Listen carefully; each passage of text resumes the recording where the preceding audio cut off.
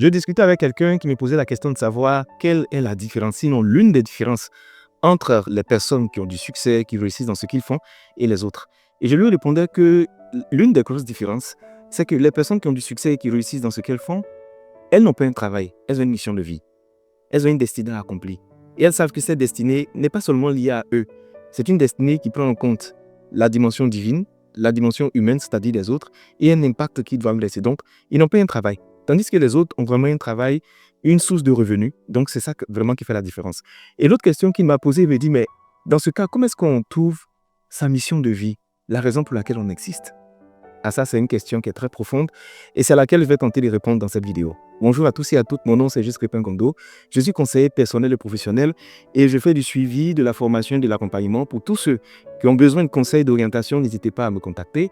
Abonnez-vous massivement à ma page YouTube parce que c'est là-bas que je mets des formations, des informations et continuez de me suivre et n'hésitez pas à poser vos questions juste en bas de ces vidéos pour que je puisse aussi les utiliser pour faire d'autres vidéos. Donc, je pense que pour trouver sa mission de vie, il faut chercher sa mission de vie. On ne trouve que ce qu'on cherche. Et je veux dire à quelqu'un qui m'écoute en ce moment, il y a une étape dans votre vie où vous devez vous asseoir pour vous dire à quoi je sers. Je suis venu sur cette terre, pourquoi? C'est quoi la mission? C'est quoi la vision? Quels sont mes talents, mon potentiel? Et je suis qui en fait? On doit chercher à découvrir qui on est. Et c'est une mission de vie qui est cruciale et déterminante. Il y a beaucoup de personnes qui ne savent pas à quoi elles servent. Elles sont sur la terre, elles occupent la terre, elles se lèvent le matin, elles vont au travail, elles reviennent. Donc, ce sont des personnes qui vont changer de profession, changer d'activité, elles ne savent rien. Alors, il y a un groupe de personnes que j'apprécie parce que je vais prendre le temps à la naissance de l'enfant d'aller consulter pour savoir cet enfant sera dans quel domaine. Il y a des enfants qui sont nés pour être dans le domaine de la vente de sable. Il y a d'autres, c'est le sucre. Il y a d'autres, c'est la construction. Il y a d'autres, c'est la musique. Il y a d'autres, c'est l'art. Il y a d'autres, c'est le transport. Chacun a une mission de vie. Et ça, on doit chercher à trouver cette mission de vie-là. Tant qu'on ne la trouve pas, on ne sera pas en paix. On peut bien travailler pendant 30-40 ans, mais on va se sentir toujours frustré parce qu'on n'a pas trouvé la mission de vie, la chose qui nous fait vibrer, la chose qui nous pousse à nous dépasser et à rester toujours au service de Dieu, au service des hommes et avoir un impact. Donc, la première des choses, il faut chercher. Il faut se poser les bonnes questions. Ensuite, je vais vous donner quelques moyens de pouvoir découvrir des choses que j'aimerais expérimenter, quoi. Souvent, notre mission de vie se trouve dans la bouche des gens. J'ai remarqué que souvent, il y a des choses qu'on ne voit pas, des talents, des potentiels, des choses qui sortent de nous, de l'énergie. Et puis, on a l'impression que l'univers veut tout faire pour nous orienter. Et l'univers va passer par d'autres personnes, le Dieu va passer par d'autres personnes pour nous indiquer ce à quoi on sert. Et comment ça va se faire? C'est les domaines sur lesquels vous êtes sollicité très souvent. Sur quel domaine on vous sollicite? C'est un signe de votre mission de vie et du talent que vous avez en vous. C'est ça. Vous ne pouvez pas être présente et puis on vient vous voir, on dit vraiment, ah, je vais organiser mon anniversaire, mais j'ai besoin de toi pour que tu fasses tel job. Si ça se répète à plusieurs reprises, comprenez que c'est un message que vous êtes en train de recevoir. Certainement, vous êtes bien dans ce domaine, soit vous avez une destinée liée à ce domaine, mais les gens sentent ça. Moi, j'étais déjà sur les bancs, qu'il y a des gens qui venaient me voir pour me dire d'être le directeur de campagne, pour être président des élèves, des étudiants de l'école. Je demandais un peu pourquoi. Ils disent parce que tu es structuré, et parce que tu sais t'exprimer, si tu te prends comme directeur de campagne, que tu balles pour moi, tu sais à convaincre, donc ça va marcher.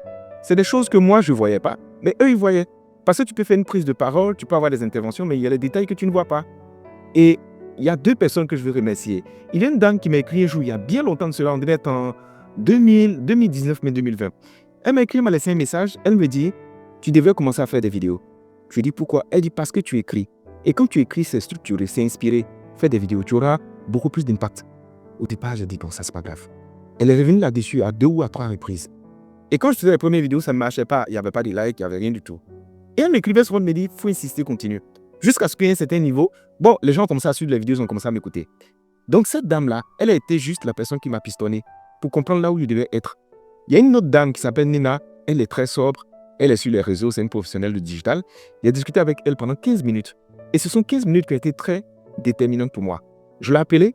Gentiment, elle a pris, elle dit ça va, oui, toi, je te connais, tu crées du contenu, tout ça. Tu as 15 minutes, je t'écoute. Je lui ai suivi qu'en fait, je tâtonnais, je ne savais pas où il devait m'orienter, tout ça. Et elle m'a posé un ensemble de questions qui m'ont permis d'être orienté, mais très vite. L'une des questions qu'elle m'a posées, que j'ai retenues, elle m'a dit, la question à te poser, c'est, tu veux qu'on retienne quoi de toi? On considère que Juste Crépin Gondo n'est plus là. Il a vécu, il est parti. Qu'est-ce que tu veux qu'on retienne de toi? Et je lui ai expliqué, elle dit donc, c'est sur ça que tu dois te battre aujourd'hui. Tu dois travailler pour que ce que tu veux qu'on retienne de toi on puisse le retenir, pour que ton passage soit marqué sur la tête. Tu n'es pas juste là pour te faire de l'argent, pour faire les choses. Tu as besoin d'indéguer quelque chose aux générations qui vont venir après. Et tu as besoin de pouvoir franchir certaines barrières qui existent déjà, afin que ça puisse être des sources d'inspiration et de motivation pour les autres. Donc, pour vous dire que souvent, c'est dans la bouche de d'autres personnes. Autre signe qui démontre votre mission de vie, c'est lorsque vous avez un talent, un don et une potentialité naturelle dans certains domaines.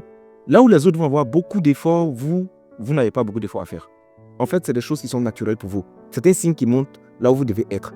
Comme j'aime à le dire, là où il y a beaucoup d'inspiration, il n'y a pas beaucoup de transpiration. Autre signe, c'est que quand vous êtes dans votre domaine, vous ne manquez pas d'inspiration. L'inspiration continue de venir, les idées continuent de venir, surtout quand vous êtes au bon endroit. C'est pour une personne qui a court d'idées, qui a court de motivation, il faut bien réfléchir si vous êtes vraiment dans votre domaine. Autre chose que je veux vous dire, c'est que je me suis rendu compte que ceux qui trouvent leur mission de vie, ils se fatiguent mais ils ne s'épuisent pas.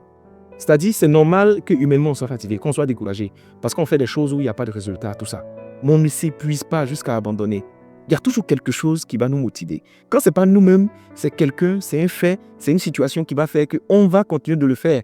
C'est pourquoi j'entends les personnes dire à des politiciens qui ont peut-être 85 ans, 90 ans, ils sont fatigués, ils n'ont qu'à arrêter, ils ne peuvent pas arrêter. C'est leur essence de vie. C'est pour ça qu'ils ont été créés. Le jour où ils arrêtent ça, c'est qu'ils sont morts. Ils ne peuvent pas arrêter. Il y a des artistes, on les voit à un certain âge, très avancés, mais ils sont encore en train de jouer la guitare, en train de bouger. Tu le regardes, tu te dis, mais qu'est-ce qu'il veut? C'est ça qui le fait vibrer.